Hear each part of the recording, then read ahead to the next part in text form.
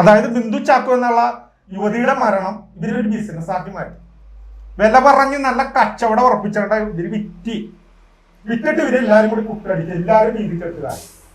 ഇതെങ്ങനെ നിങ്ങൾ അറിഞ്ഞത് ഇതിനെ പറ്റിയിട്ട്? ഇവര് തെളിവുകൾ നശിപ്പിച്ചു കളഞ്ഞു.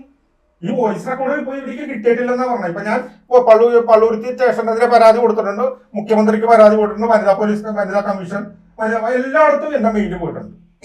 അത് കൂടാണ്ട് രണ്ടാമത്തെ ചതിയുടെ വശം, അത് ഒന്നാമത്തെ പറയുന്നത് രണ്ടാമത്തെ ചതിയുടെ വശം, നമ്മൾ വിശ്വസിച്ചേൽപ്പിച്ച അഡ്വക്കേറ്റ് ലീമ അഡ്വക്കേറ്റിനെ ഞാൻ ഏൽപ്പിച്ചത്. ഈ കേസ് നോക്കിച്ചത് ലീമയുടെ ഭർത്താവ് സജനാണ്. ഈ സജന്റെ ഫോണിലേക്ക് ഇത് സെൻഡ് ചെയ്ത് കൊടുത്തപ്പോൾ അയാൾ പറഞ്ഞു ഇത് എന്റെ പെൻഡ്രൈവിൽ ഞാൻ സൂക്ഷിച്ചേക്കും, ഇത് കളയത്തിൽ നഷ്ടപ്പെടുത്തില്ല രാജു എന്ന് പറഞ്ഞ ഈ അഡ്വക്കേറ്റ് അയാൾ ഇപ്പൊ പറഞ്ഞ എന്റെ ഫോൺ പോയി. ഈ സെൻഡ് ചെയ്ത് കൊടുത്തതിന്റെ തെളിവ് നിങ്ങളുടെ കയ്യിലുണ്ടോ? സെൻഡ് ചെയ്ത് കൊടുത്ത ഇവരുടെ മേഡത്തിന്റെ ആങ്ങളയുടെ ഒരു നമ്പൂതിരിയുടെ ഫോണിൽ നിന്നാണ് സെൻഡ് ചെയ്ത് കൊടുത്തത്. പക്ഷെ ഇവിടെ നടക്കണത് എന്താണെന്നറിയാമോ? വക്കീലന്മാര് തമ്മിലുള്ള ഒരു ഇതുണ്ടായിട്ട് ഇവരും ഈ ബിന്ദു ചാക്കോ എന്നുള്ള യുവതിയുടെ മരണം കച്ചവടമാക്കി മാറ്റി. ഇവരും അതങ്ങോട്ട് വിറ്റ് കളഞ്ഞിട്ട് ഇപ്പൊ കിടന്ന് ഉരുളുക.